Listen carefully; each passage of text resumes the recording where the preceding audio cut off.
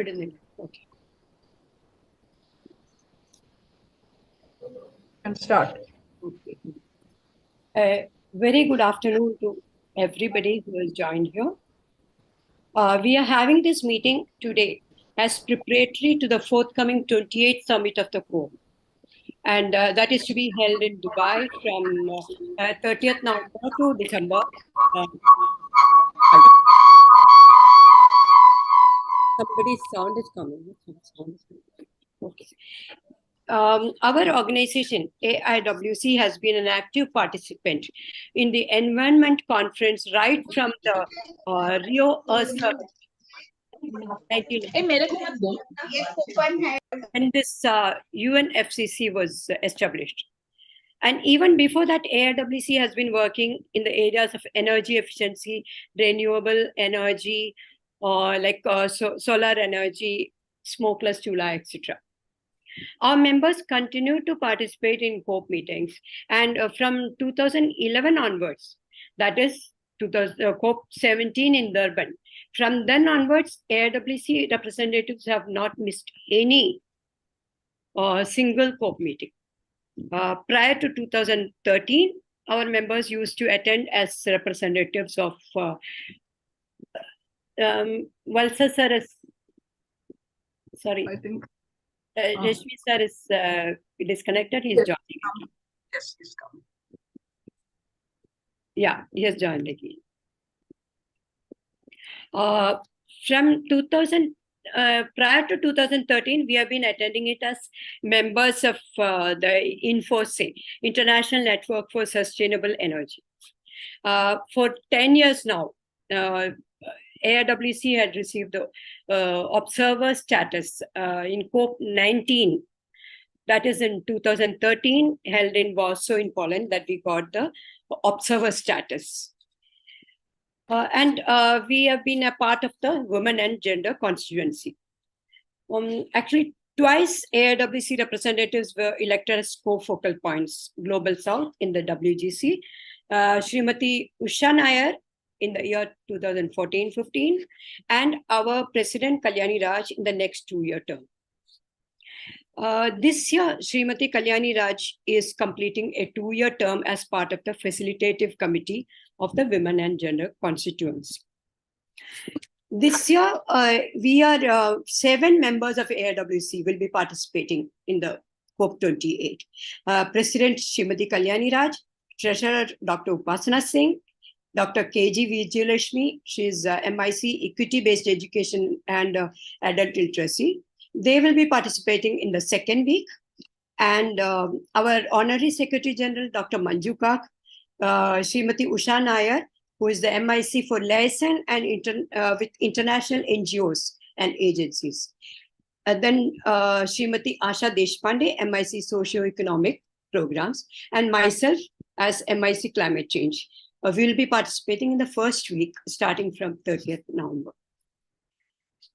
Today, we have with us a very distinguished expert who has hands-on experience on climate change matters and has been at the helm of affairs as chief negotiator for India at several COPE sessions, still continuing to be engaged on the subject with a reputed organization like TERI. We are fortunate that Rashmi sir consented to address us all. I'm sure we would not have got a more apt resource person for today's meeting. I'll be introducing him separately a little later. Having said that, on behalf of AIWC, I would like to extend a very warm welcome to our distinguished guest, Shri R.R. Rashmi sir. We are all looking forward to hear from you, sir, and are sure to benefit from those words of wisdom. Welcome, sir. But for my friend, Atul Kaushikji, he is a senior colleague from Commerce Ministry, who has also joined today at our invitation. I would not have been able to approach Rashmi sir for this meet. I thank you, Kaushikji, at the very first instance for your suggestion and also putting in a word for me to Rashmi sir. I would like to welcome him warmly today to this meeting, and he will be also speaking sharing his views at this meeting after Reshmiji's speech. A warm welcome to you, sir. I would now extend a warm welcome to our President, Srimati Kalyani Raj, Honorary Secretary General Dr. Manjuka, Honorary Treasurer Dr. Upasana Singh. And we have our respected patrons. Sheila Kakde ji, I could see she was a former Secretary General. I welcome you, Sheila ji. And Jain. Beena Jain. Beena Jain ji is there. Welcome to you, Madam Beena Jain ji. Then a very warm welcome to our former Secretary General, Kuldeep Kaur ji. Okay, she's not there. Usha Nair ji, Vice Presidents, Joint Secretary, and MICs who have joined, and senior members of AIWC across the country who have joined. We also have non-members from like-minded agencies and organizations working on climate change and environment. On behalf of AIWC, a very warm welcome to each of them. I would now request our President, Srimati Kalyani Raj, to deliver the presidential remarks. Kalyani ji, over to you, ma'am. Thank you, Bhuvneshwari, and good afternoon and namaskar to all of you, and a very warm welcome to this COP28 webinar. Thank you, Bhuvneshwari, for coordinating and making this happen. And a very warm welcome to Mr. Rashmi. I think if I can take the liberty, I think he is sort of popularly known as RRR. And how I know that is, I think first, I don't know if you remember, Mr. Rashmi, we met you first in Doha when, Sanjay Vashisht actually called and told us that, we are all going to meet RRR. So, in fact, we didn't know. So, I think you were kind enough to welcome all the Indian delegation, all the CSOs, and, update us about all the happenings. So that was the first time we met. And following that, actually, we have heard you several times during some of the open negotiations. And we are always very impressed with the clarity of your thought and the presentation. So thank you so much for being with us today. Just to give you a bit of background of All India Women's Conference, we at AIWC have a legacy of 96 years old history, focusing primarily on education and socioeconomic empowerment of women. And in the context of today's topic, as Bhuvneshwari already mentioned, environment and climate change work has been sort of entwined in our empowerment program through various projects. And some of the extensive projects AIWC has undertaken for the almost past 3 decades are propagation of alternate energy, capacity building of women in repairs of solar equipment, for which in fact we got an award in 2012 Rio conference, climate change mitigation through popularizing improved cook stove, as well as briquettes made of recycled or waste material. And along with the mitigation aspect, we also recognize that mostly women are in sort of a first responders in case of any calamity, and unfortunately the climate-induced disasters and calamities are increasing by day. So for that, we have also been working with agencies like NDMA and others for conducting programs on disaster preparedness for women and children. And forestation is another key tool for adaptation, and recognizing that our branches across India have been engaged with a number of plantation and forestation programs. In fact, our Chennai branches are very meticulously following every year. They make the seed ball and throw and keep following it up, like how the plantation has worked. So extensive work has been happening in that field. And after getting affiliated with UNFCCC and becoming part of Women and Gender Constituency, we have also focused on at the policies level related to climate change with gender lens. So, and also at we also sort of try to see how differential impact of climate change is on women. And as a pilot project, branches in 4 cities in India, Delhi, Bombay, Calcutta, and Chennai. We had researched on the state climate change policies, identified gaps, and shared suitable recommendations with local authorities and stakeholders for mainstreaming gender into climate change policy, urban climate change policies. And through WGC, Women and Gender Constituency, we have also been advocating for the gender inclusion at the international level, as you must be much aware of. And we have also conducted a number of programs in India through our branches on differential impact of climate change. So with all this background of work behind us, we are very privileged that we are going to hear you, the key person of negotiation, Mr. Rashmi, yourself. And I'm sure based on his experience in the climate negotiation, your deliberation will really enhance our knowledge as well as guide us in our work of how to engage with the government, because we do find certain gaps in that, because we would like to really take up a lot of work with them, also along with them, because our primary goal is the same. So we would really like to engage with the government, with our departments on that.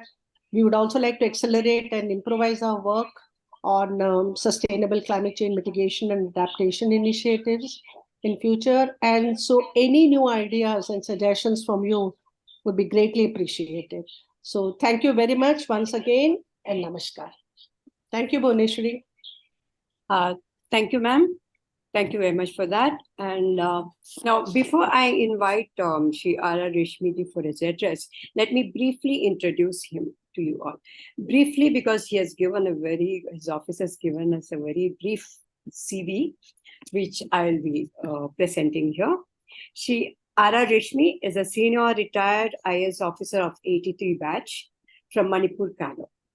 As a former civil servant and policymaker, Mr. Reshmi was involved with climate change policy making in India for over a decade and a half in the run-up to and after the Paris Agreement. He was India's key negotiator for climate change from 2008 till 2016.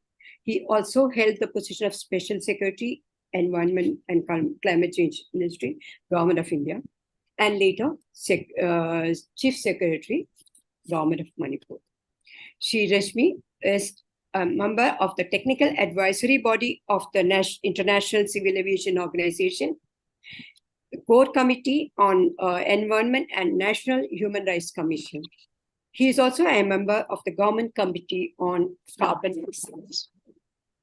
Currently, he is a Distinguished Fellow at the Energy and Resources Institute, Delhi, where he works on climate change policy, strategy, and green growth issues with Terry. This was a brief resume I received, and I would like to add on that he has been in Commerce Ministry, heading the Europe Division as Director Europe Division, and then Advisor Trade in India's mission to the European Union. Also, he is also a recipient of the Prime Minister's Award for Excellence in Public Administration. It's a great privilege, sir, that you are addressing us today. And I would now request Reshmi, sir, for his address. So would you like to share the PPT first? Or let me, first of all, thank you, Bhuvneshwari ji, for giving me this opportunity. And I thank your President Kalyani Raj ji for her warm wishes, and both of you and all your members who are present here. It's indeed a great privilege to talk to people who are an organization like AIWC, which has been in the forefront of involving and representing women in all different facets of development and rather sustainable development now. It's a privilege for us because you do much more work at the ground level than I do. We are people who are only talking to the people who are involved in the policy making or in the academia or people at the ideation level. But you are at the grassroots level, talking to people at the ground. So I benefit certainly from your wisdom, from whatever I know, and the inputs that I will give you. In fact, I had made a very rudimentary presentation. But now that from your response and the response of your president, I think it's the expectation levels are really high. So I don't know whether that will meet your expectation, but I think I'll go through that. And if you have any questions, you are most welcome to raise it so that I can clarify. And lastly, a request. I have a lecture at 4:30 in the Terry University. So you will have to give me permission to leave at least 15 minutes earlier so that I can reach there in time. Now, coming to the subject of COP and the present COP, which is going to take place now in Dubai, I'll just share some thoughts on the important issues there. As you know, the COP is an instrument of the United Nations Framework Convention on Climate Change. It is the overall overarching decision-making body of the climate conference. This COP meets every year, and it rotates in different regions of the world. Every year, it rotates in one of the geographical regions of the Earth. There are 5 geographical regions of UN. The Europe, the North America, Latin America, Asia Pacific, then Africa, East Europe and West Europe, like that, the 5 regions. So this time it will be in Asia. So it is our COP, actually. It's an Asia COP. That's the most distinguishing thing. And it's taking place in a country which is one of the richest countries, Although it is impacted by climate change, Middle Eastern countries have always been impacted by severe climate change. But it's also one of the richest countries and one of the largest, in terms of per capita emissions, it's one of the largest emitters from per capita perspective. So they have a huge role to play here. They expect the world size are set on the COP presidency here in terms of the delivery that they can give for the rest of the humanity. Because the climate change problem is really extremely urgent. And all of us have to act together. Now, there is already a framework in place, which is the Paris Agreement. So let me just go through that and share some slides so that it's clearer to you.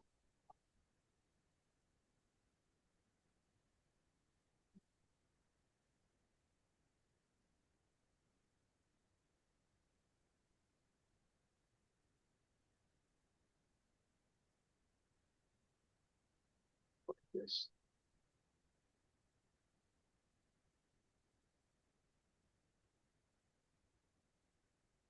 Is somebody sharing the screen?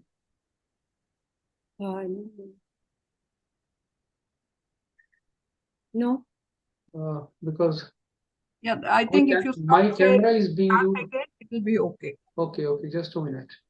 Yeah, too many screens are appearing on the. Yes, too many screens are appearing. I have to close it actually. Yes, you have to close it and start again.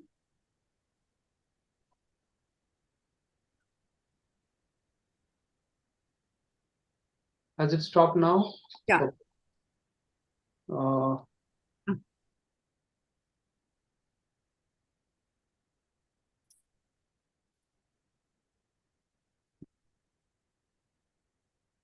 No. Can you see my screen now?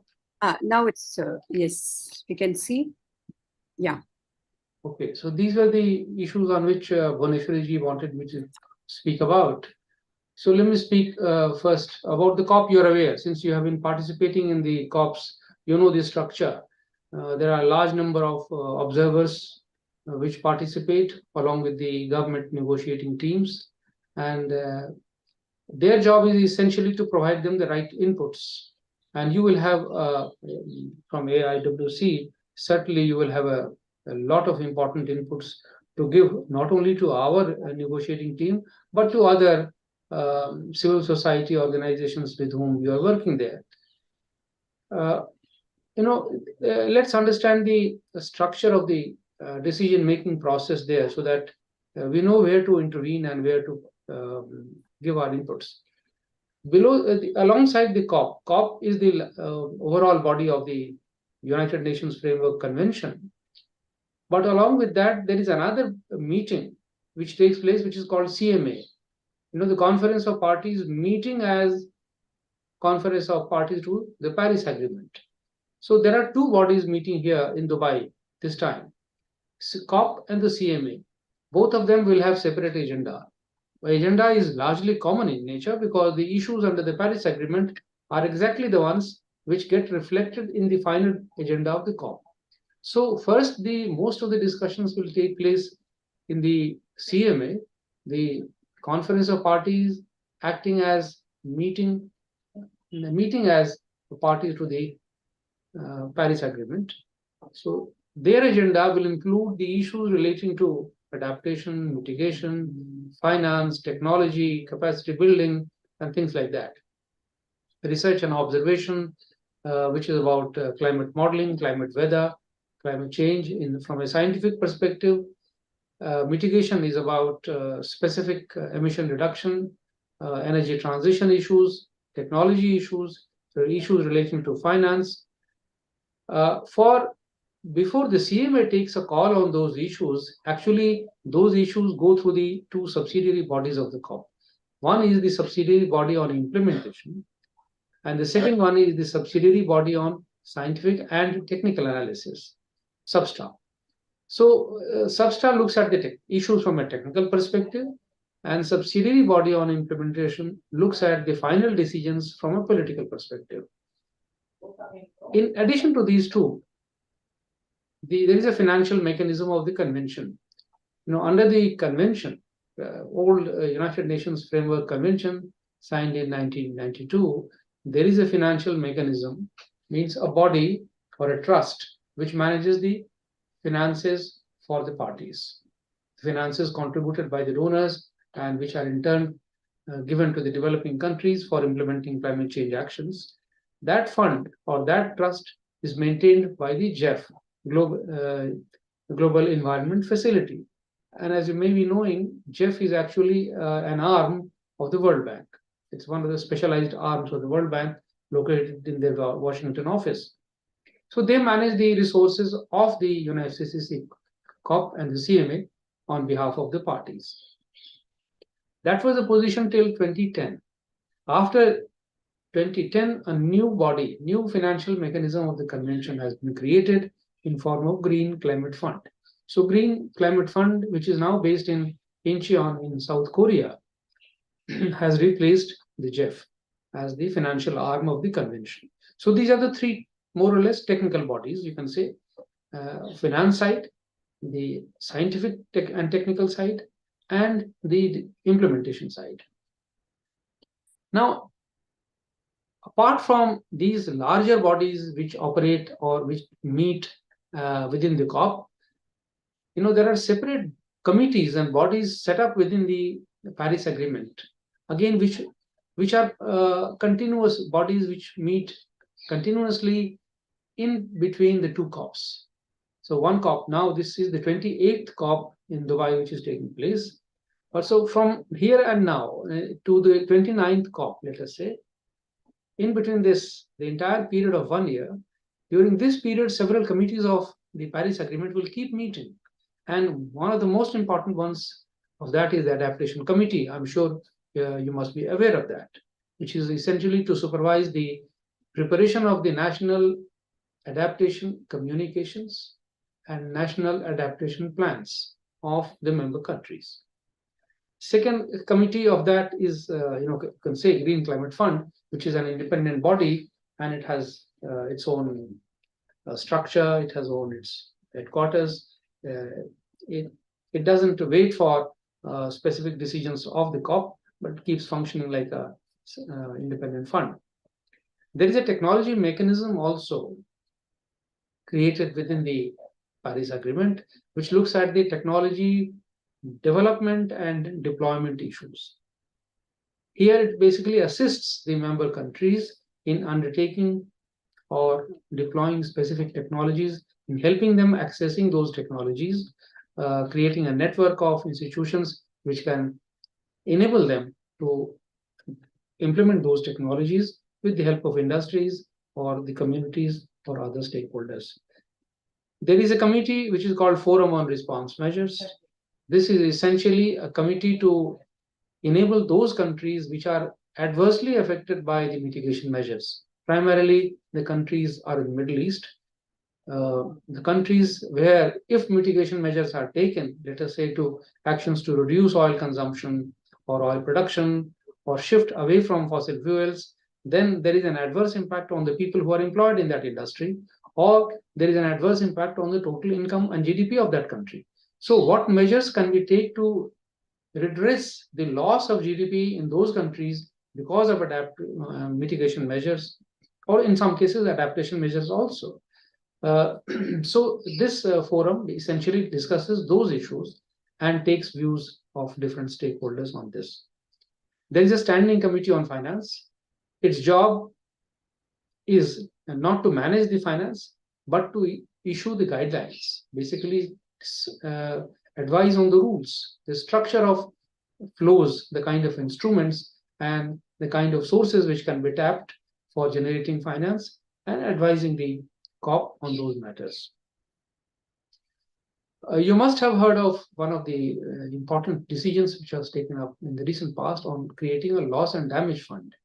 This fund has been specifically set up to help the vulnerable countries in addressing their needs for meeting losses and damages caused by climatic impacts, climate-induced disasters, for example, floods and cyclones, or heat waves, or sea level rise, coastal inundation, things of that kind, where or landslides, where there are losses caused by natural phenomena which are induced by climate. Now, there is a complex science here, the attribution science, which basically establishes the linkage between the emissions and the incidence of disasters. Only then can the resources be made available for the losses and damages for this purpose. But this fund has been set up at the instance and initiative of the large number of small countries, the Caribbean countries, other vulnerable countries in the global south, including India. This fund was set up in the last COP, and this COP, the challenge will be to find the instruments and the sources of funds.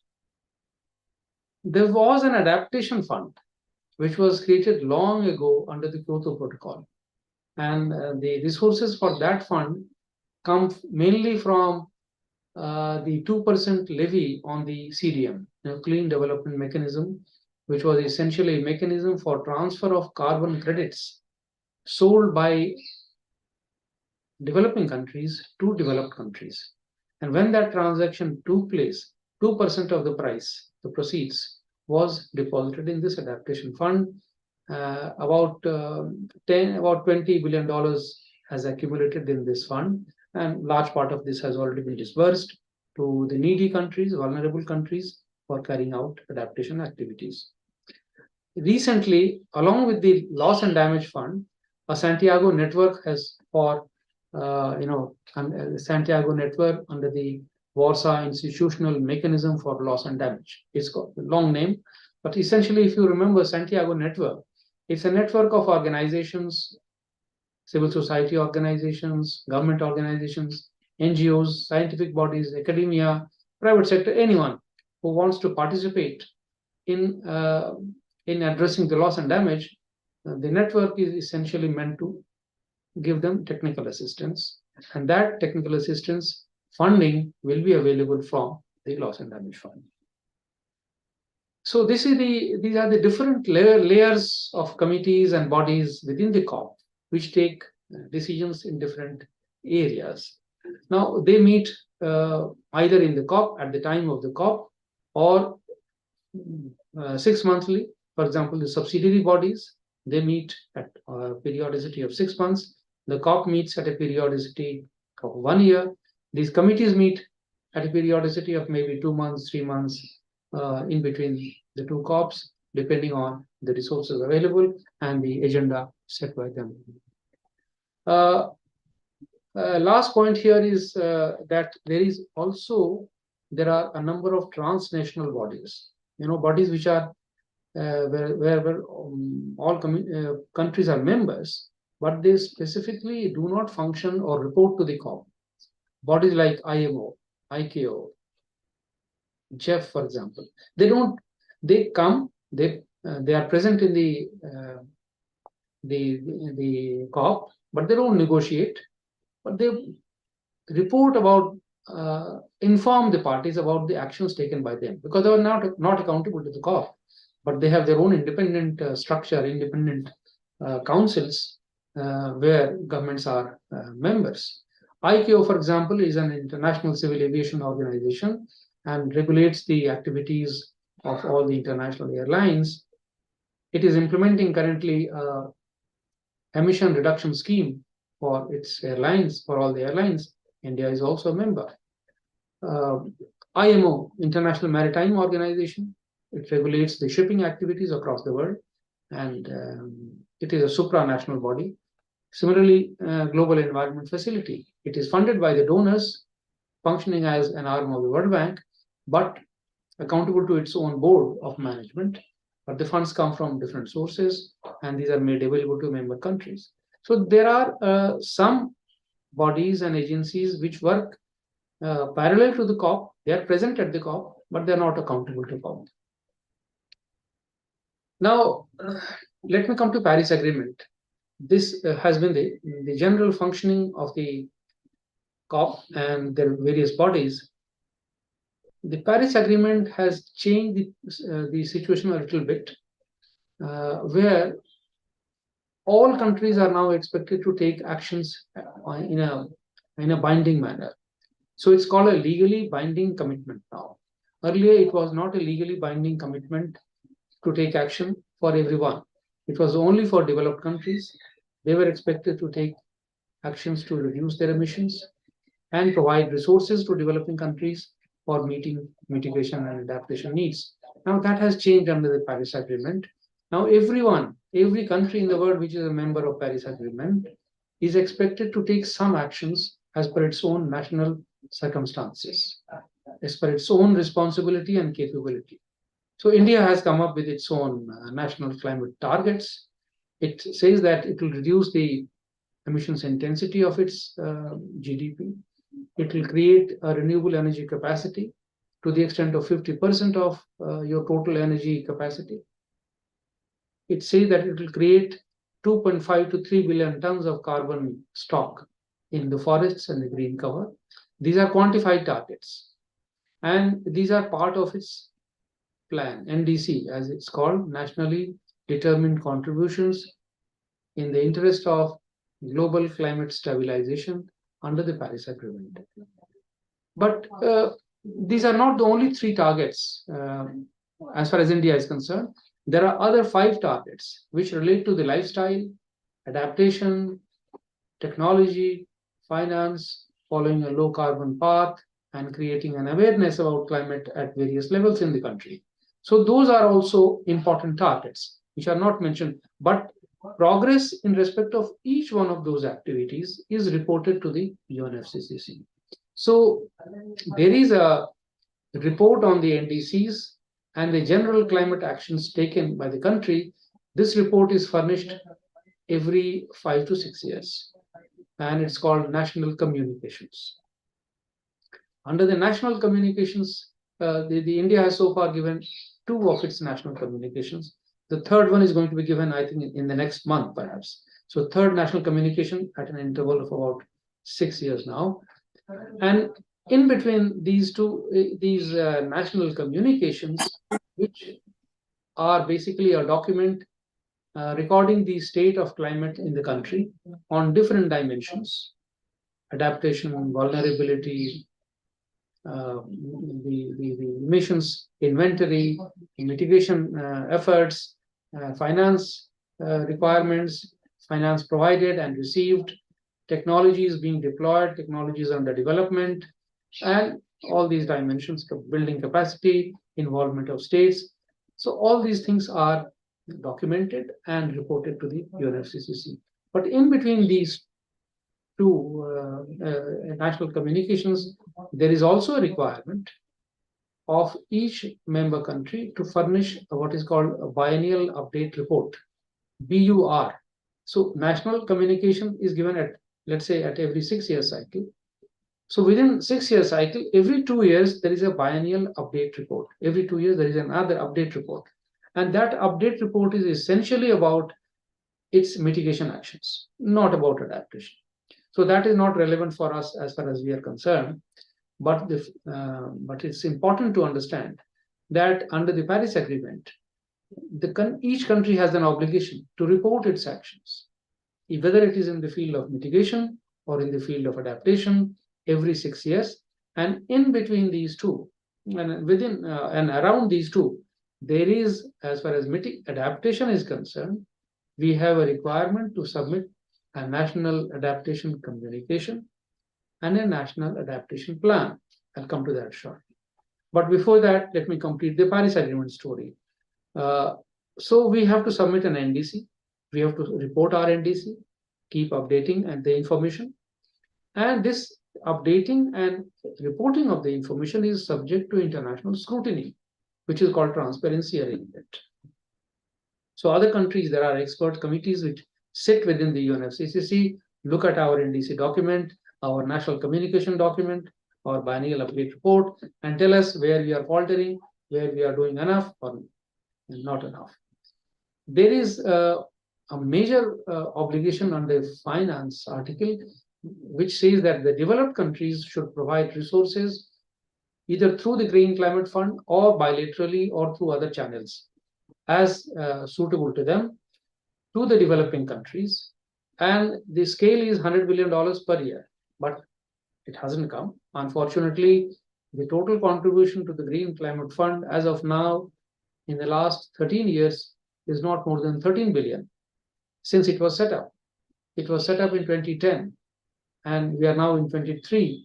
So at a rate of $100 billion every year, it should have received $1,300 billion from different donors. Actually, it has received just 13.5.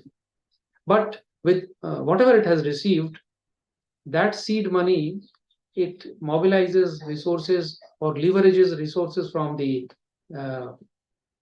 international capital market, sometimes borrows money and on the guarantee of the governments, which is very difficult to come by. And that is why the guarantee supported resources are very low with GCF. So total kitty, the total deployment of GCF at the moment is around $51 billion based on the seed money, seed capital of 13.5. In India, there are 6 projects which GCF has funded. And most of them are in the area of adaptation, in coastal adaptation, renewable energy, and other adaptation measures. So this is the general structure of Paris Agreement. Which are those articles which are relevant to women, communities, youth, children? Article 7 is about adaptation. Article 8 is about loss and damage. Article 11 is about building capacity. And Article 12 is about education and awareness. So these are clearly those areas where the role of communities, role of civil society, organizations, children, youth, women becomes extremely important. They are important stakeholders in all these issues. And it is here that we need to take actions. So what is the current status of actions under these articles of Paris Agreement where AIWC or similar bodies can come in and make an assistance? One is the Adaptation Committee working. Adaptation Committee is currently looking at the national adaptation communications, national adaptation plans of various countries. 61 countries have communications, 31 countries have given their plans. And most importantly, there is a global adaptation goal, global goal on adaptation, which is going to be decided at Dubai. This is a specific task given to the COP by the previous COPs. So Adaptation Committee has looked at that framework which has been draft framework, which has been prepared, and now it will be submitted for approval in the COP. Now India has also prepared its national communication on adaptation. India is yet to prepare its adaptation plan, but India is going to be impacted extremely. This is an opportunity for India and other developing countries in the global south to bring the issue of adaptation center stage. So far, the international community has focused largely on mitigation efforts. All the funds, all the resources of the world are essentially flowing into those areas where they are building plants for renewable energy transition, coal phase down, coal phase out, shifting away from fossil fuels, building electric vehicles, things like that. So those are fine. We certainly need to make changes in the energy system, and we have to transform the energy system. But equally important, and perhaps more important for countries like India, is to ensure that the resources and systems are put in place for meeting the adaptation needs of the communities and the vulnerable people. This is very well documented in our national communications. This has been argued at length in the COP, different fora of the COP, and in the adaptation committee. Unfortunately, the international community is not willing to stand up and put its money where its mouth is. The resources are not being made available. After all, we are facing these developmental challenges entirely with our own resources. Our own resources are aimed at supporting a sustainable development plan in the country, economic growth in the country which is sustainable. So we have to meet various SDG goals. Climate is one of those SDGs. So obviously our limited resources cannot be stretched much to look at only the adaptation needs. Of course, fortunately, adaptation is, if it is mainstreamed in our developmental plans, a large part of currently available resources can be utilized to reduce the impact of climate on our communities. But that is a challenge. In preparation of the plans at the local level, we will have to take care of that. And how, I'll just come to that.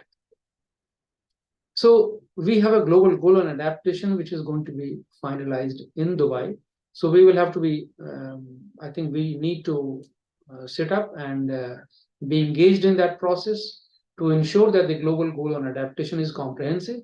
It caters to the needs of developing countries like India. The framework must look at creating an early warning system for the disasters, for the adverse impacts of climate change, and the systems and infrastructure which would strengthen the capacity of the communities or stakeholders at the ground level. And most importantly, resources. This must be backed by equivalent resources. So this is one area where certainly we can, the AIWC can come in. The other area is about loss and damage, where discussion is taking place to provide resources to the fund, loss and damage fund that was set up last year. There are a number of ideas on the table. As per the principle of the UNFCCC and the Paris Agreement, the resources have to be provided by the developed countries. It is their obligation, it is their liability, because the entirely current climate change is caused by the historical accumulation of the greenhouse gases, and that argument is being made. Unfortunately, we are not making much headway on this. Currently, it appears that the logic is that all the countries, all the major emitters, to whom the attribution can be made for the climate-induced disasters, should contribute to this fund, which means that the finger is being pointed at countries like India, China, South Africa, Brazil, emerging economies where emissions are rising. So that it's a political argument, but I think we need to be cognizant of this fact that there is some kind of concern on the needle being pointed at us. The historical responsibility for causing damage to the climate change rests with the developed world, and it is primarily their responsibility to contribute. They should not fudge on this responsibility. They should contribute the resources.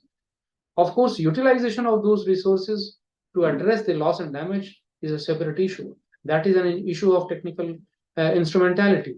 Those funds can be used either to create an insurance fund which can pay the insurance premium to the global insurers and who can pay up for the losses and damages whenever such incidents take place.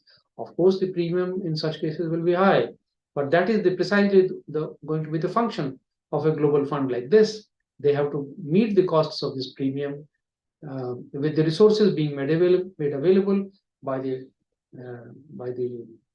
people who have contributed to the climate change problem. We will have all our stakeholders need to be engaged in that process. The last point is about the gender, the role of gender and women. In fact, there is a specific paragraph in the last decision of the COP which encourages full and equal participation of women in climate action and gender responsive implementation and preparation of and there is a Lima work program on gender and its gender action plan. Lima took place in 2014. So there is an ongoing work program, and now that has been formalized through a decision in the COP last year. So we can use this hook to also inform the process of decision making within our country.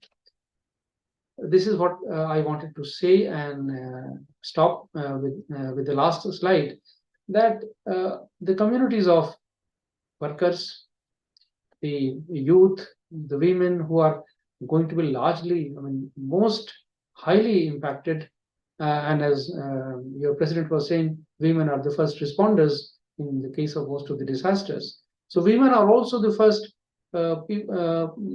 persons to be affected by adverse impacts of climate change. They have to manage not only their livelihoods, but also their households. So therefore, they have to manage on two difficult fronts. So their role is extremely important in preparing gender-sensitive state climate plans. You know, there is a directive from the Ministry of Environment to all the state governments to prepare state action plans on climate change. Most of the states have done this job, but those plans are extremely rudimentary, wishy-washy, and they don't have substance.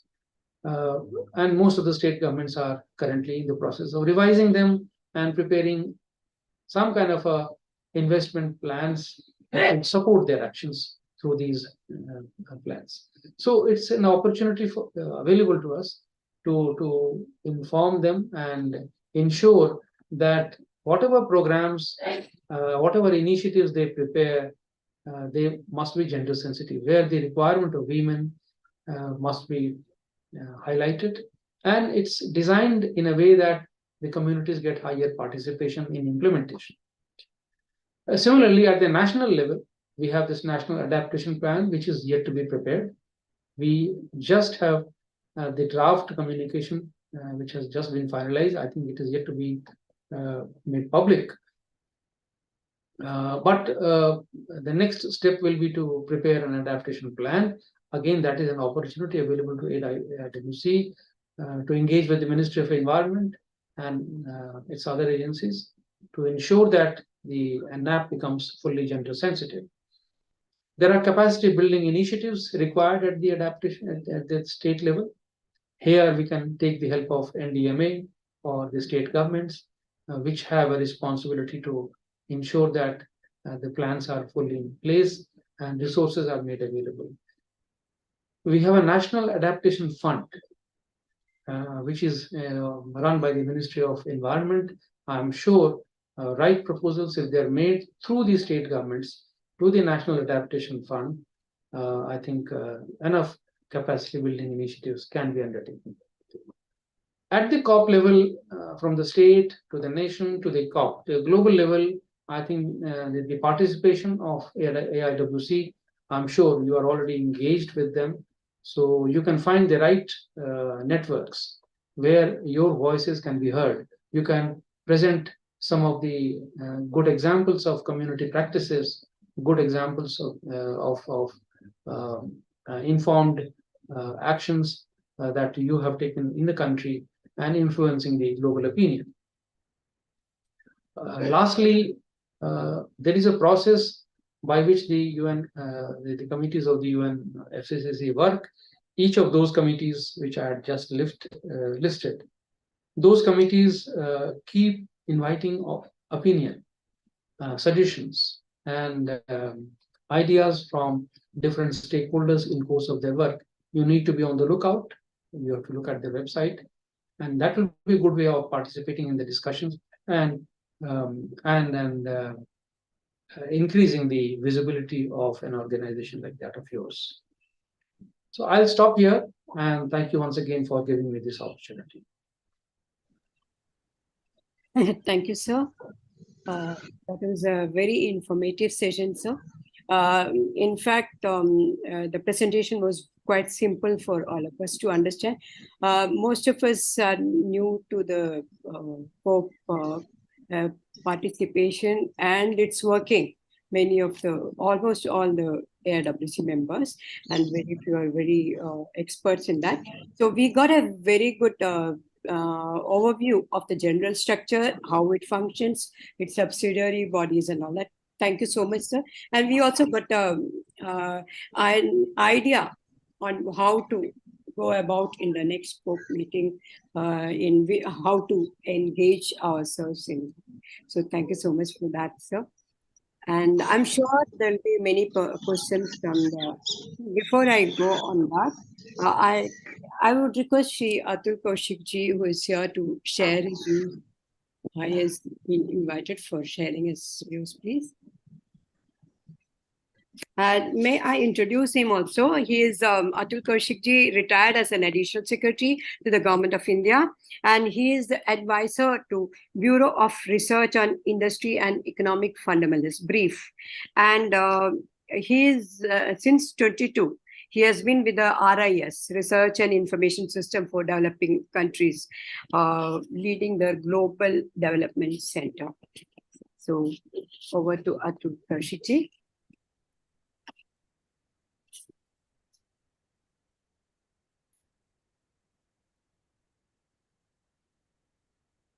Sir, you're mute. Sir, we are not able to hear you, sir.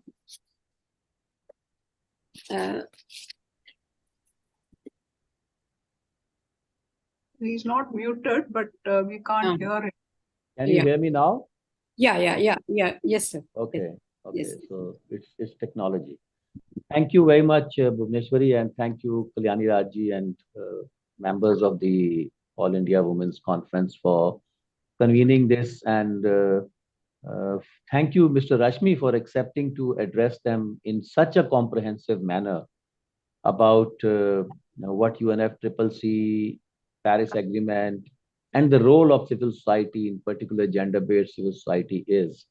There is not much that I can add in terms of the general understanding of what is going to happen at COP, what are the areas and issues that would be of interest and concern to AIWC representatives who participate there.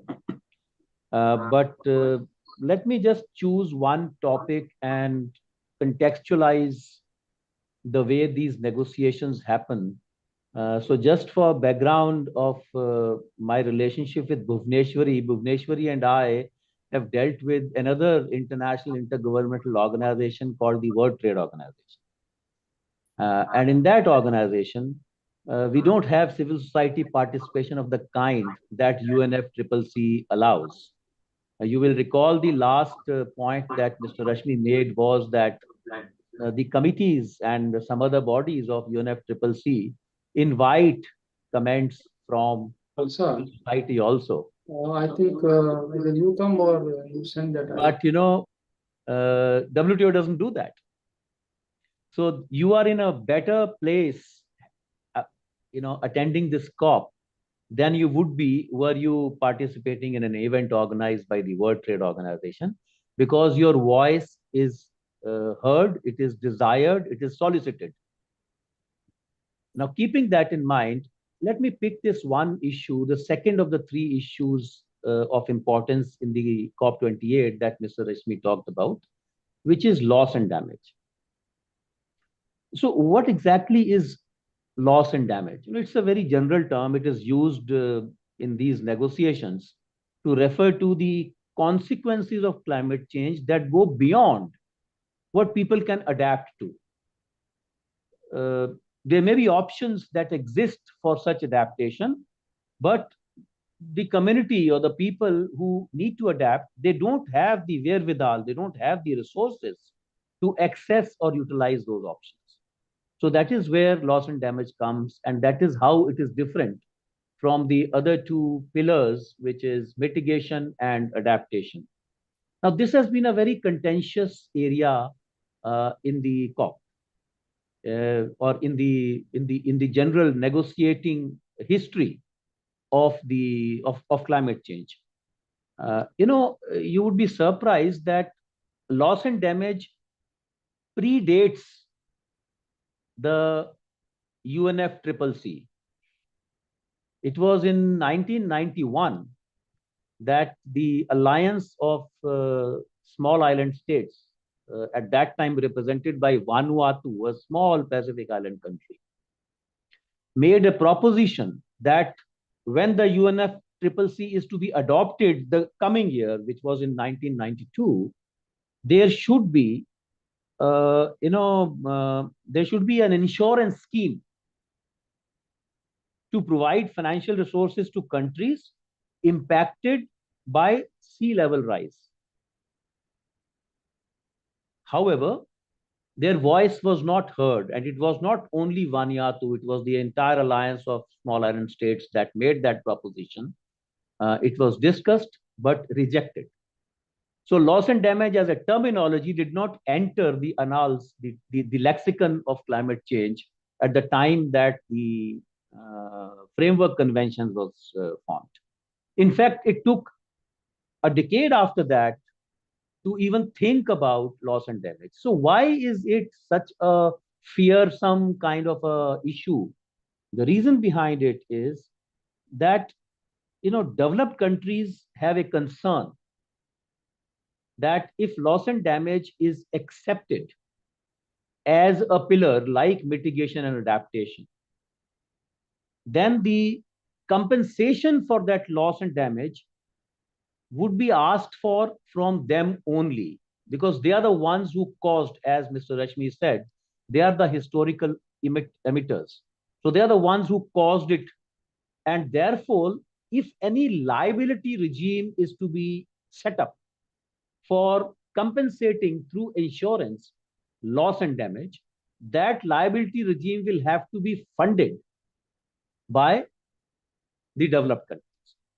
And even if there is no loss and damage fund within the framework conventions bodies, the fact that an international intergovernmental organization has accepted that this is a liability would result in countries and communities fighting cases in international courts and elsewhere, or even in national courts, to seek compensation for loss and damage. So that is the amount of fear that the developed countries had and continue to have, which is why it took right up to 2007 Bali COP that it first appeared as an item on the negotiating table of COP. And even at that time, all that was decided was that we need to do something about it, but we first need to define what it is. And in the process of defining it, that took another 6 years. And in 2013, they formed the Warsaw International Mechanism on Loss and Damage that Mr. Rashmi referred to. And that mechanism was basically to facilitate a conversation on loss and damage, not only to define what the terminology means, but also to share knowledge, strengthen dialogues among stakeholders. And those stakeholders include civil society like yours. But neither that mechanism nor any of the mechanisms that followed, like the Santiago Network, have been able to come to a conclusion on either the definition of loss and damage or the factum of liability. So much so that, when in Paris, so many things changed. COP21 by any standard was a watershed COP in the history of climate negotiations. As Mr. Rashmi said, it was the first time that obligations were taken across the board by the entire membership of UNFCCC, and not only by developed countries like it was the case in the Kyoto Protocol, which was signed back in 1997. In that, the Santiago network existed, and it came later.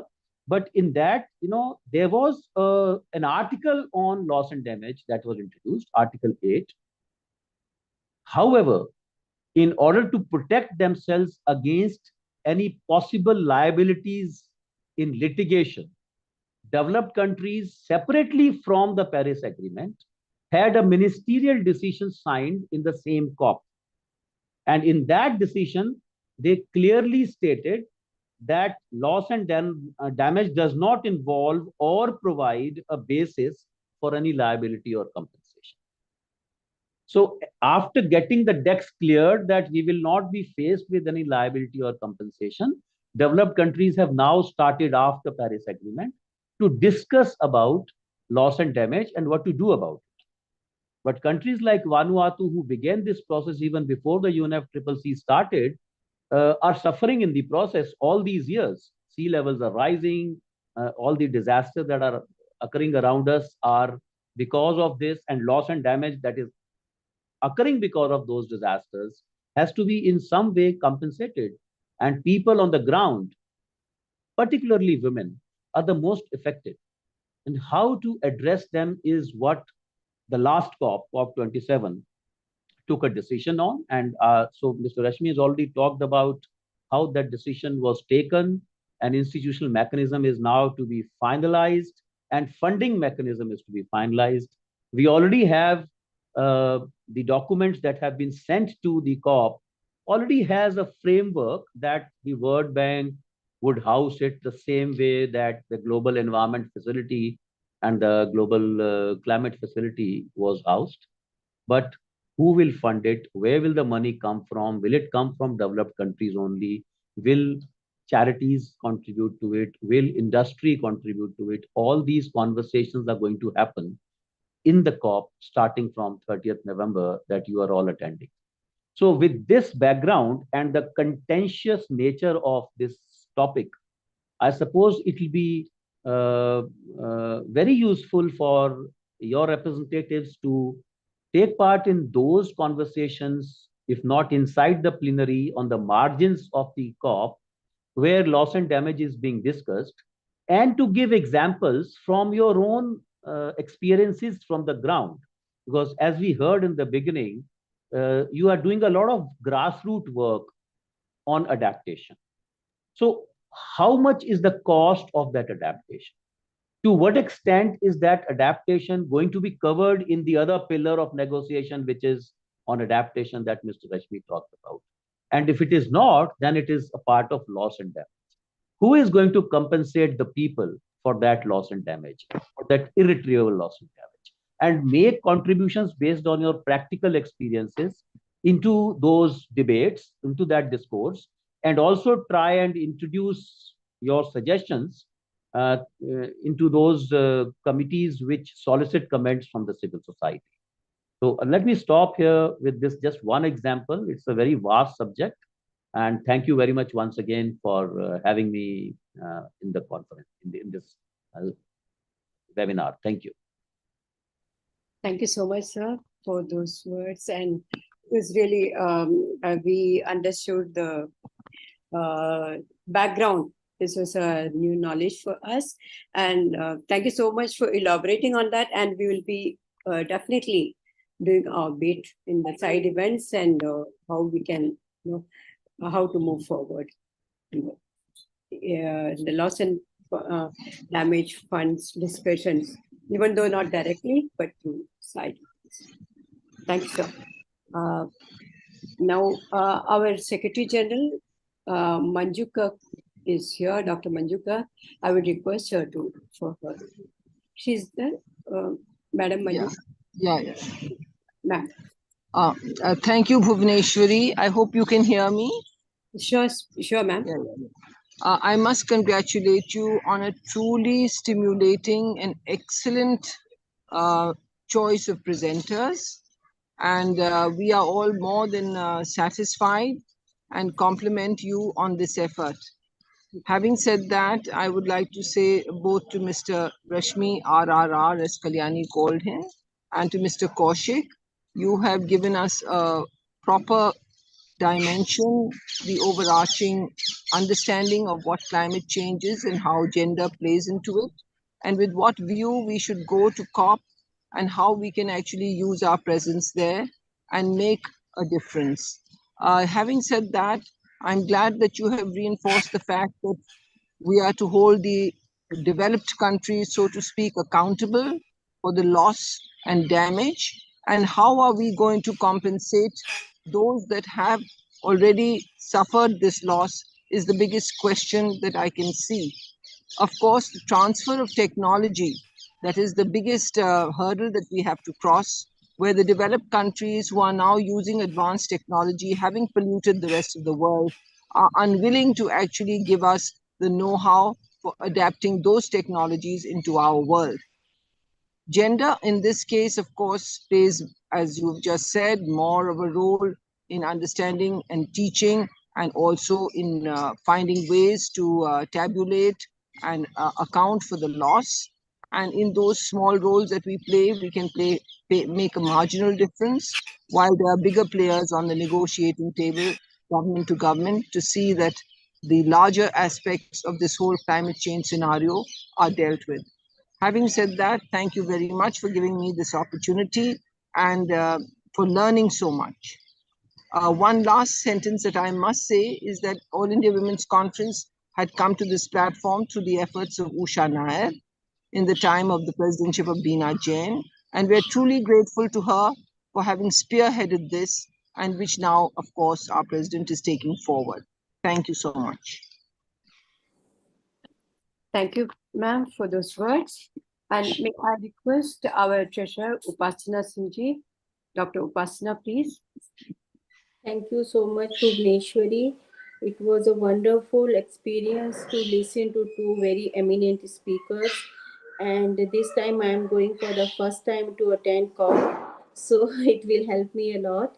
And Mr. Rashmi, you spoke about this legally binding countries who are member of Paris Agreement and who are trying to minimize or limit rising temperature to 2 degrees and make efforts to stabilize climate at 1.5. But recently I have come to know that the month of October was 1.7 Celsius degree hotter than the average pre-industrial temperature. So it shows that we need to work very hard to attain towards our goals. And it was very enlightening to listen to all the points that he explained in such a simple way that even a layman can understand. And Mr. Atul Kaushik, I'm very impressed by this loss and damage theory that he explained, and 1991 proposal that he said impacted by sea level rise, and it is still rising day by day.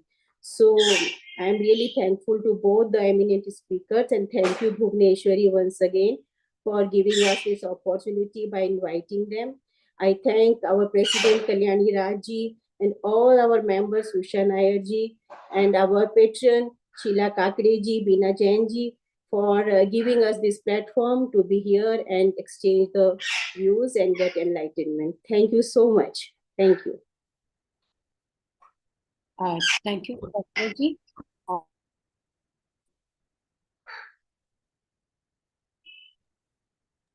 Bhuvneshwari, you are muted.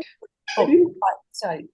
Now we'll open the floor for interaction, and this session will be moderated by our Srimati Usha Nair, and she is MIC licensed with international NGOs and agencies, and the most experienced and knowledgeable persons on the subject of climate change. And I hand over the floor to her.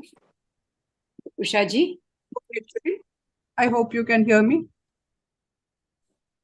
I'll start the interactions by asking our President, Srimati Kalyani Raj, to respond to the suggestions that Mr. Rashmi has made about what AIWC can do in this context. Kalyani? Yeah, thank you, Usha. Actually, I just wanted to do that and I wanted to ask you for speaking out first. Yes, Mr. Rashmi, as you rightly said, there are things which we can do. I just wanted to tell you a few things which we are doing, and definitely I wanted your guidance on others, which you said about the state climate action policies. Yes, as I mentioned, as a pilot project, our branches had done it, and the outcomes and the recommendations were shared with the authorities, the stakeholders and the local government. Showcasing our work. Yes, we do have exhibitions. We always, even this year, we are having exhibition for the first week where we'll be showcasing micro level projects, women-led micro level projects, which AIWC has been initiating at the grassroots level across India. And also, let me share with you that, the Women and Gender Constituency every year comes up with a publication of all the women-led solutions. And I think for the past 6 to 7 years, Usha, right? Always one of our projects has been, included in the publication. And every time it's been a new publication from our different branches across India. So that's been one of the ways. And one of our projects, which our branch in Kolkata had been undertaken in Sundarbans, that project was given recognition in the 2021 COP, I think, in London, UK. In that COP, one of our projects from Kolkata was given, award. Capacity building initiatives, yes, you rightly said, yes, we are trying to do it at the community level to the best of our ability, but definitely, as you said, that we would not, we would follow the NAP and see where we can do the submissions. We had done submissions earlier on several points on gender, inclusion and other things, and definitely we'll look at the website and see wherever the scope of intervention is during the side events and during the ministerial, inviting the response, we will definitely do. And participate in responses to the UNFCCC, definitely we'll try to do. What I wanted to know from you, two things. You see, in the Paris Agreement, there was also one, I think, agreement about national focal point on gender. That was one of the things which was, I think, the decisions, if I remember right, in the Paris Agreement or somewhere. But I'm not sure in India we have had the national focal point so far, because, that makes our job also easier, because right now, like in a couple of our consultations, when we sent the email and we requested one of the officials to participate and give their views, there was a sort of an issue who's looking after gender. So, it becomes a problem for us. If we have a national focal point and if the ministry is able to identify and tell us, that would really be helpful. And the second thing about the NDCs, we also did an analysis of the first NDC. I think that is the only NDCs India has submitted so far in 2015. And we did an analysis on the gender angle in the NDCs, and we had submitted it to the government. We didn't get any response so far. But if, as you mentioned, that India is planning to submit another communication soon, if you can suggest some way which we can, work with the ministry on the gender angle, since we have already done so much of research in this field, if we could sort of work with them, that would really be helpful to us. So if you can guide us on that, that will be good. Thank you so much. Thank you, Kalyani. And I must start by thanking Mr. Rashmi and Mr. Kaushik for the very extensive coverage that they have given us. I have been attending COPs from 2011, and but then I think through these presentations that we just had, I'm sure I'll be able to participate more effectively and with more understanding when I go this time, because there are many facts which were not known to us also. We go as civil society, and there are many things that are not very clear to us. But through this presentation, you have made things very clear. And as somebody said, it was really at lay person's level so that all of us could understand the process and how it works and what contribution we can make. And as our president just mentioned, we would really like to be involved with the preparation of the state action plans, NDCs, but then we find it very difficult to get an entry into that process. Now I'm based in Kerala, I'm in Trivandrum, and a few years back, I remember there was a workshop that was organized by the state government and some civil society organizations, and I was asked to talk on gender in the draft of the state action plan. I went through the whole action plan and there was no mention at all about gender. So when I went back and told them that there is no gender in this, they said, yes, then you base your talk on that there is no gender. And I requested that please involve women's organizations in the preparation of the state plans. But then we don't get a positive response at all.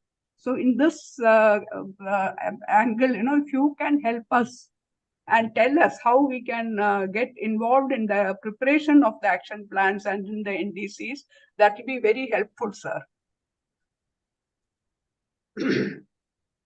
Okay. You want me to come in now? Yeah, if you can, because I think you want to leave in another 5 minutes. So Yes, thank you. First, to Kalyaniji's point about the nodal point, who can be the nodal point and can AIWC be considered for that? There was, as far as I remember, or what, as per my information, there was initially CEE in Ahmedabad used to be the focal point for such actions under the UNFCCC, under Article 6 of the UNFCCC. But now under the Paris Agreement, it is Article 12. Article 12 is about, awareness building, education, public access to information. So the stakeholder consultations are generally organized under Article 12 application. Unfortunately, the ministry has not decided any focal point as far as I understand. I think it will be good if once a delegation of AIWC can meet the minister and sensitize him to look, this is an opportunity available to us to involve the community workers and the representatives of people, particularly women, and involving them in the process. And there is a statutory backing for this under Article 12. So why don't you create a statutory or some kind of an institutional mechanism for this kind of contribution by stakeholders for education, awareness, information building. In fact, this is a complaint not only about awareness, but also even in fact about framing the policies. The people say that when the policies are framed, they're not consulted either in mitigation or any other area. So this is a general problem across all sectors, and particularly in a sector where women and children and youth have to play a larger role. So considering the potential here, I'm sure the government will listen to you. And once they give an advice to the state governments, if an advice goes from here, you will find an easy ground for getting into the preparation of the state action plans and influencing them in their thoughts. So second point, I forget the second point which you mentioned, Kalyani. It was about the NDC, that the first NDC which India submitted, we did an analysis and there was absolutely, as Usha said, there was no mention of gender.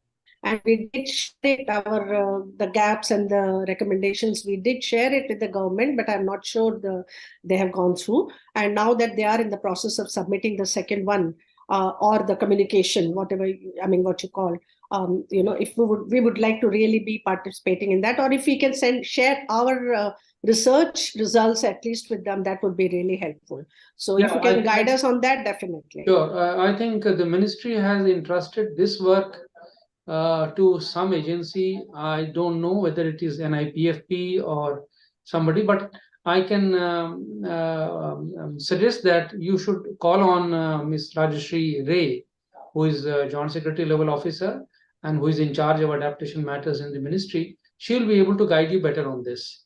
And- Okay, definitely, yeah. So that I will be, thought she was in finance. That's why I didn't call. We did meet her several times earlier, and that she was in finance. yes. But if she has moved to adaptation, definitely we will get in touch. No, she has gone to Ministry of Environment as economic advisor now, and Oh. the adaptation portfolio is with her. Right. We'll contact her. Thank you so much. Now, Yeah, since, you had a thought. Kindly come again. no, I was talking about participation in the preparation of state action plans, and that you have already answered my question. Thank you, sir. And now, since our guest has to leave in a short while, if there are any questions or comments specifically for Mr. Rashmi, I would request members to speak up now, and then we can continue our discussion on other matters later. So if there is any specific question or comment for Mr. Rashmi, please speak.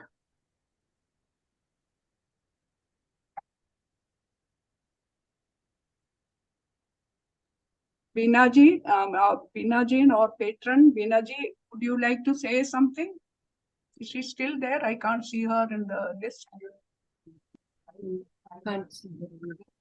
Sheila Kakde, patron, past president and patron. If you can say a few words, Sheila ji.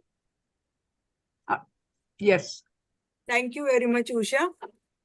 Can you hear me? Yes. Yes.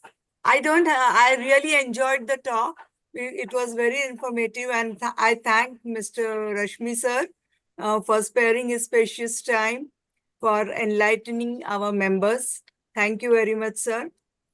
I also thank Mr. Kaushik sir for joining our webinar and sharing his views also.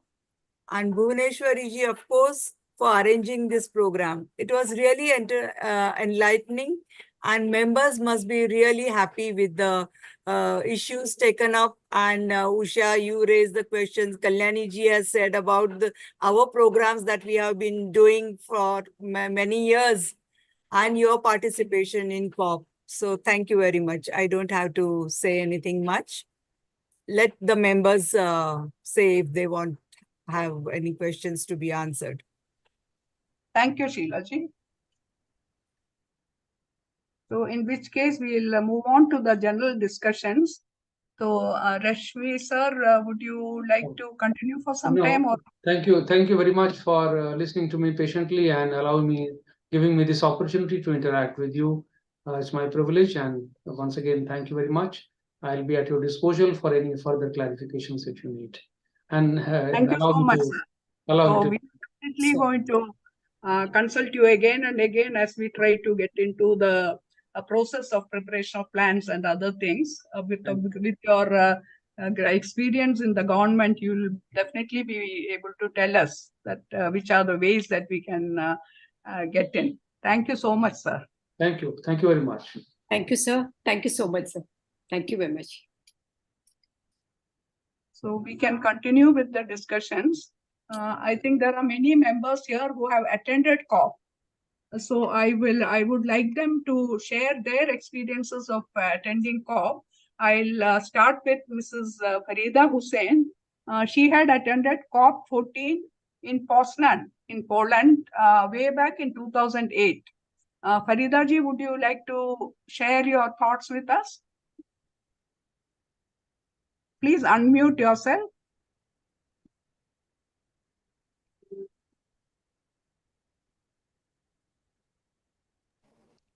Can you hear me? Yes. Can you hear me now? Yes. Thank you very much for giving me this opportunity. Yes, as you said, I had attended the COP 14 at Poznan in Poland, and that was in winter.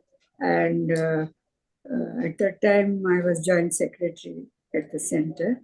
And when we went there, we were sort of, first experience was to demystify what is climate change, how the women are affected, and how NGOs can play a role. Because at that time, NGOs were not consulted very much. They were set apart. Only the official machinery was taking part in the discussions and in the plenary sessions and all that. So we from NGOs, especially the women participants, they're trying to draw attention to the importance of gender, because at that time Kyoto protocol was in discussion, and we were trying to say that the official policies should include the concerns of women and children, because in the climate change, most of the time it is this segment. The women are the worst stakeholders in this, because they get all the disadvantages of climate change. So we were trying to focus at that time, and I had taken this, see the carbon, how to, you see, we are doing at AIWC lot of work on solar energy, that is non-conventional energy. And we are trying to give solar lamps and cookers and other things to the people, because at that time, rural areas where 2/3 of women live, they were mostly dependent on firewood, which gives out a lot of carbon dioxide, and that was affecting the health of the people. So in the COP, we were trying to focus on how to mitigate the impact of climate change, in the sense that how to reduce the carbon dioxide in the atmosphere. And women had, they're trying to say that women have a very important role to play in this aspect. And since we have 500 branches, which we try to tell them that with 1.5 million people as members, we can have, if we take seriously how to reduce carbon dioxide emissions, we can have a lot of impact on the climate change in the country. And that can be a model for the other countries, especially the developing countries. So that sort of discussions were going on there. But this is 20 years back. I don't think we have progressed much in this direction. As you said, in any of the policy statements of the governments, gender is not given importance. You see, even now, if you go to any non-conventional energy or this policies, where women are concerned, how climate change is impacting women, that policy is not there. I mean, the focus is not on women at all, even though 50% are women. So this is where I think AIWC should take up a very strong view, at least in the national level, to see that gender concerns are entered into policy. And you see, wherever there is one of the things that climate change discussions focus on is transfer of technology. Technology has improved quite a lot in this direction, but technology which affects the women in climate change has not taken any center stage anywhere in the policy making. So this is where we have to tap the ministers and the policy makers and make them see the importance of women getting the new technology for, for their whatever work they are doing as homemakers, in cooking or in heating or in any other aspects. Even now, government gives subsidy only for grid electricity, how to generate electricity through solar panels and give it to this, but not to use it for cooking or heating or anything which affects women. You see, and also in like food processing, like so many areas where women's economic power economic empowerment is involved, government is not taking any cognizance of that. So we have to see from COP 8 to COP 23, there has been, I have been following this. Now, not much change has taken place as far as women's stakeholders' concerns are, are taken into consideration. So that is where I think in your next meeting in COP, I think it is in Dubai, you must focus and say that gender should enter in a big way in this thing. Thank you very much for giving me this opportunity. I hope it will have some impact. Thank you, Farida ji, for joining and for expressing your thoughts. Thank you so much. And there are several other members. Yes, yes, Kalyani. Atul Kaushik ji had put it in the chat box that he has got another meeting at 4:30, so he has just left. So I thanked him through the chat box, and yeah, I'll call him and thank him again. Yeah. Thank you, Bhuneshwari. And I think the others are not here right now. So I will just give a very brief account of our participation, AWC participation in COPs. And Farida ji has just given a small account. She attended in 2008, as she has mentioned. And I started attending in 2011. That was COP 17 in Durban. Since then, we have been attending COPs every year regularly. We have not missed any of the COPs, though the number has been varying. I'll just very briefly, for the benefit of our members, explain how the civil society participation, that is participation of NGOs like us, works at the COP. The UNFCCC has a system of approving observers. They give observer status to civil society organizations. And that is how, when I went in 2011, I learned about this. I collected the details, came back, and we applied for observer status. And finally, we got it in 2013. Observer status means that we, as part of civil society, we can give our comments and interventions into the main negotiations. We are not part of the main negotiations, but we are there, and they invite us to give our comments on the text or on the process or on many other matters. And to control this, when we joined itself, there were almost 2,000 civil society organizations which had been given observer status. And the number keeps growing. As of now, I think there are nearly 4,000 organizations that are there. So how to control this large number of organizations, how to collect views from them. So for this purpose, they are divided into different groups which are called constituencies.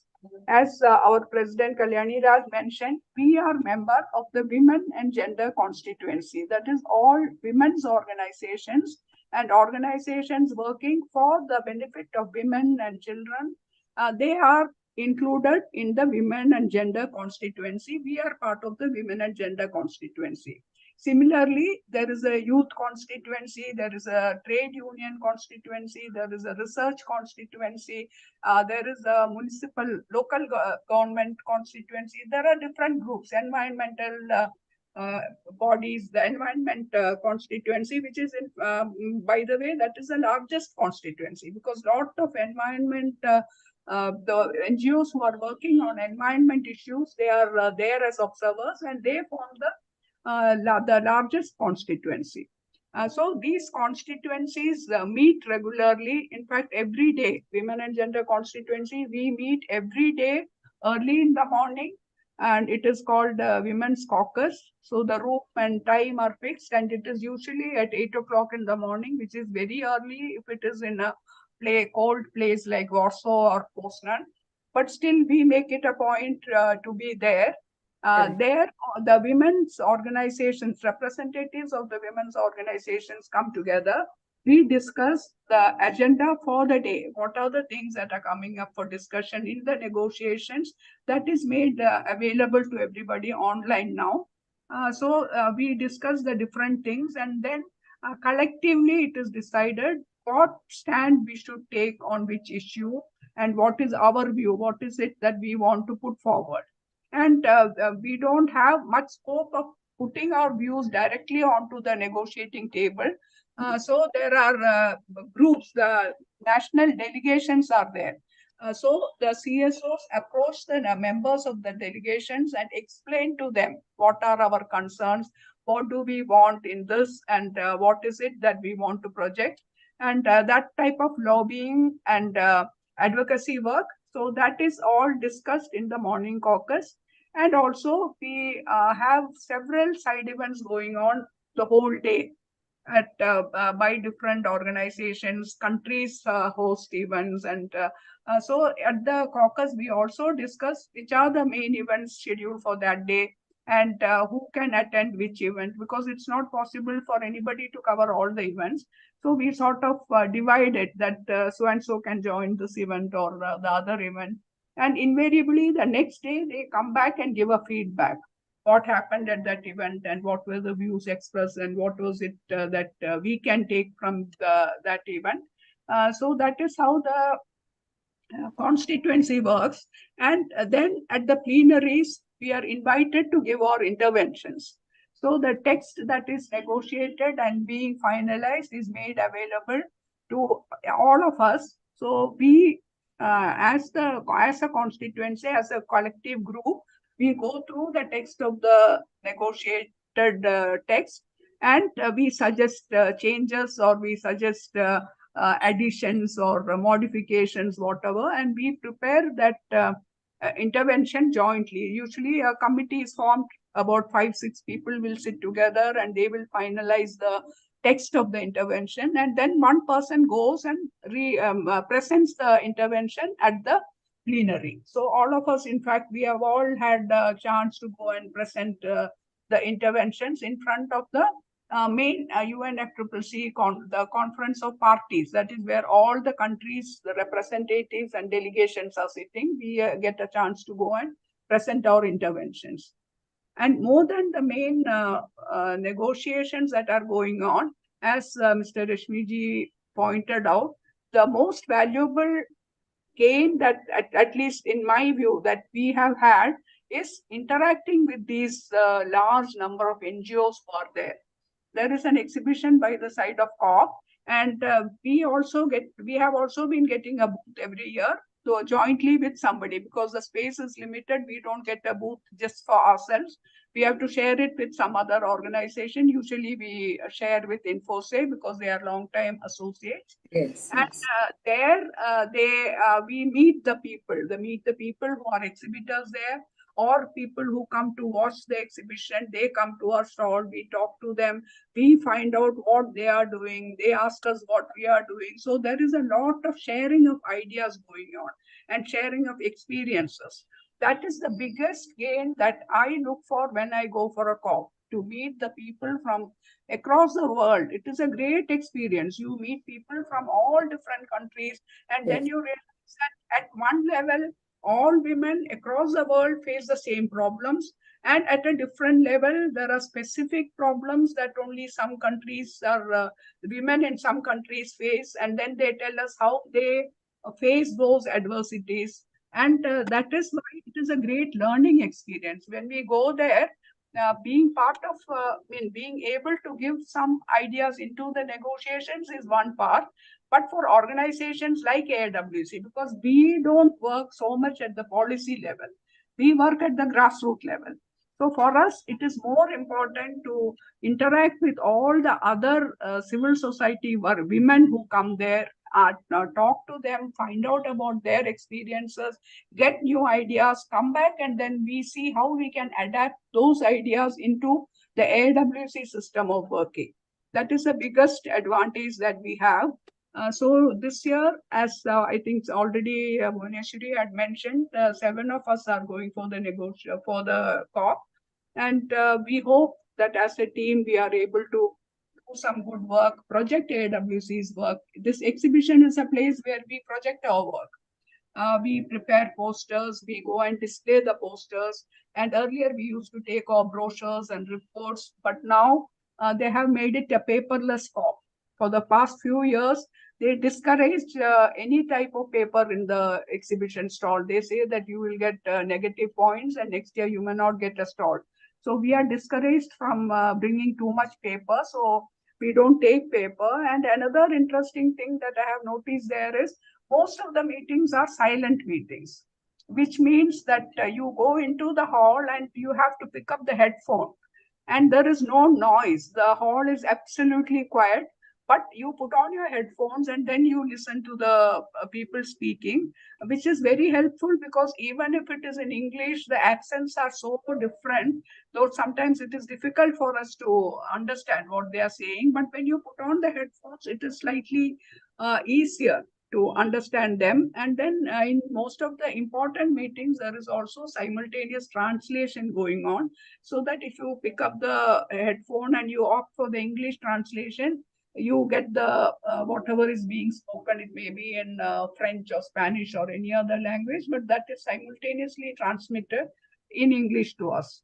So these are some of my experiences at the COP, and I would like others who are going this year, and those who are already attended, if anybody is here. I think Chandraprabhaji is here. She had attended Paris, I think. Chandraprabhaji, would you like to say something?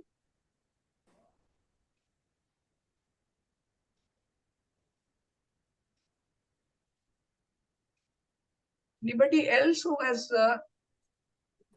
attended COP? Kalyani, is there anybody else who has attended? We also have attended. Amareshwari has attended, but I don't know if they are here. I don't think they are here. They are not. Maithili also, I think, attended once in Paris. Maithili was also there. I'm not sure about any. No, I don't think anybody else is here now. And I just wanted to add on to what you said about the exhibition, paperless. Yes, that's right. Now they've started for that, but they have also started providing a, the screen. And several times we used to, all our activities, we have taken it in a pen drive and, that keeps running in the background. That's also one of the ways we have been showcasing AIWC work in the, in the exhibition stalls and in other places. So that's all I just wanted to add. I think, yes, you have covered. And so far, the experience has been very good. And we have had the facility of networking with so many organizations and, getting so much of knowledge. And I'm sure this year also will be equally beneficial. Let's hope for that. Thank you. Thank you, Kalyani. So if anybody else would like to speak.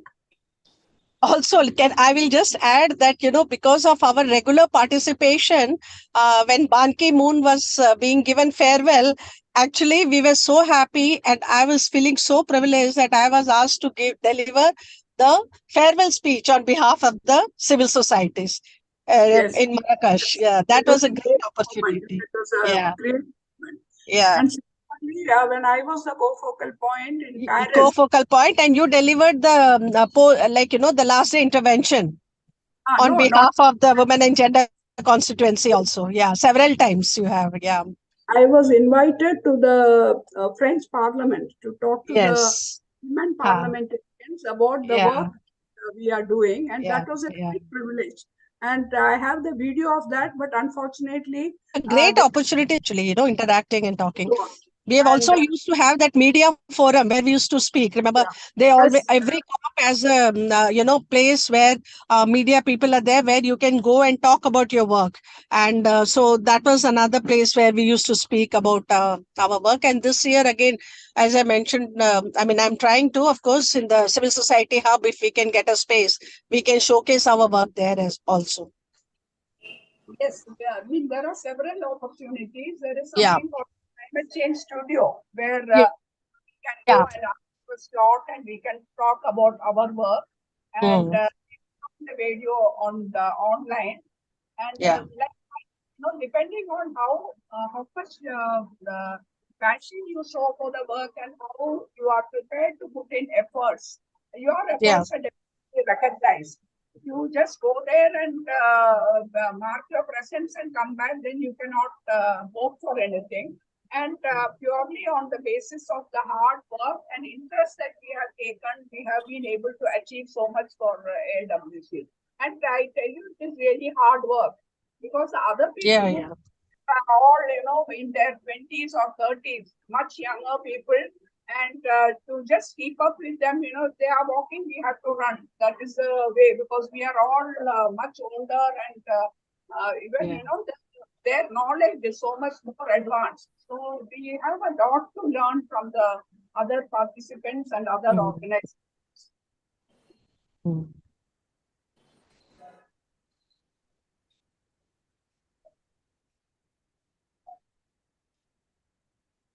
So is there anything else that otherwise, Bhuvneshwari, I think you can close. I just wanted to say something.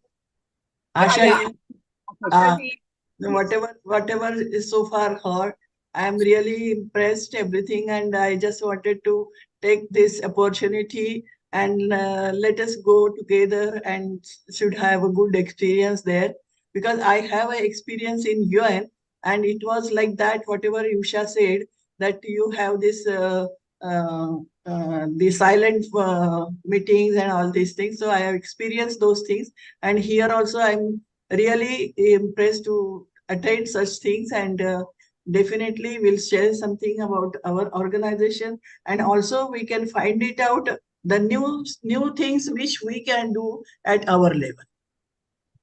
Definitely. Thank you so much, Asha ji.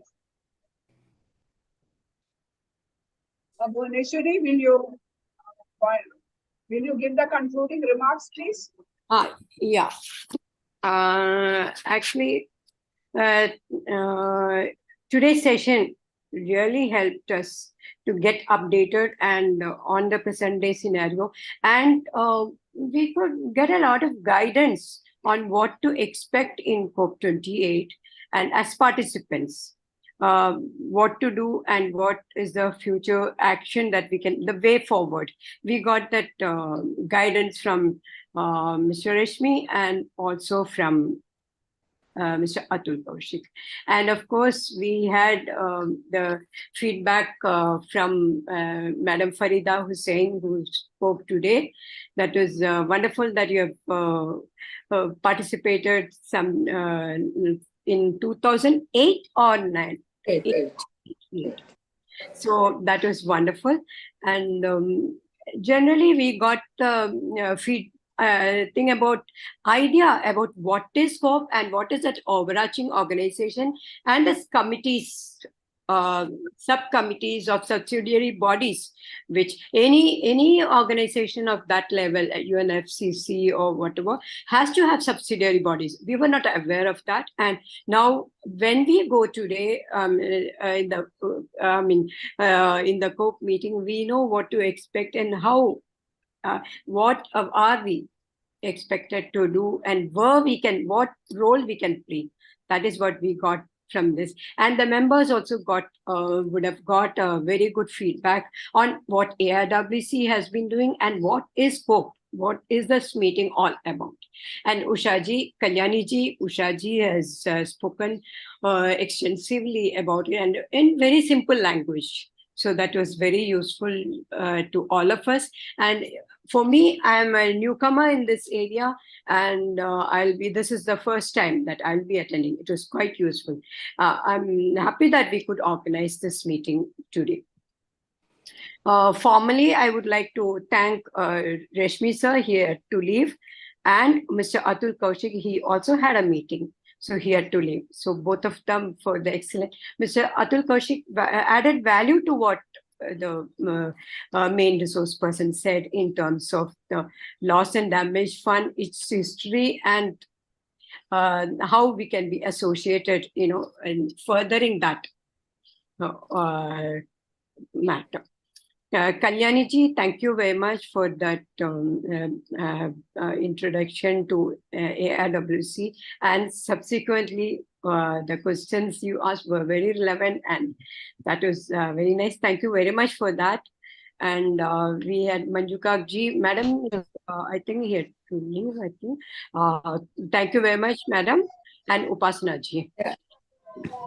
Sheila, I would like to thank Sheila Kakte ji for her comments. And then, of course, Farida ji, I had already thanked her. That is very nice to hear from her about it. And Usha ji, thank you so much for briefing us on the process. That was very important for people. What happens there? It's been very useful for those who are participating for the first time, plus those members who are present here. That is very nice, and thank you very much. I would like to thank all the members across India, AIWC members who have participated in this meeting. And we had some other organization members who have joined, non-members who have joined. I would like to thank them profusely for being a part of AIWC. I look forward to working with them in future as well. Last but not the least, I would like to thank girl Anju, who had helped me to design the poster for this brochure or flyer for this. She's Usha Rajgopal's daughter-in-law. I'd like to thank her. In a very short time, she did it and gave a very meaningful flyer, 2 flyers for us this meeting. I hope I have not left out anybody in thanking anybody. And Usha ji, very helpful. We are in the process of making the posters for this, and guidance. I have this advantage of guidance, getting very good guidance from Usha ji all the time. Thank you so much for that. Otherwise, and this time I'm going to participate along with Usha ji, and I'm sure I'm going to learn a lot. Thank you. Thank you, everybody. Thank you very much. Thank you. Thank you, Bhuvneshwari. Thank you so much. One thing I will add on a lighter note is, please, all of you who are going to COP, be prepared with your walking shoes. You will have to do a lot of walking. So come with a walking shoe. It's not easy. Usha and me, we know that we used to start, I think by 7:30, we used to leave from wherever we are leaving, because we'll take public transport and reach the venue by 8 o'clock when the advocacy meeting starts. So, and so much of walking within from one room to another room, and exhibitions place to the meeting venue, blue zone, green zone, all that. So I would suggest all of you, please take the walking shoes. And but I'm sure you all are going to have a lot of fun as well. Yeah, Usha ji had warned me, and I have already kept it. Good. Yeah. Thank you. All the best. I know it's going to be a hard 6 days there, but yes. We'll enjoy the work.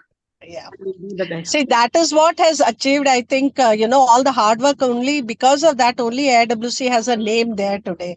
Yeah. I'm sure, because I mean, whoever has gone, like Usha, me, of course, and others, whoever, all the hard work only because of that and regular participation. It was not that we were going there just for the fun of it. Every important session we attended, every network possible we did.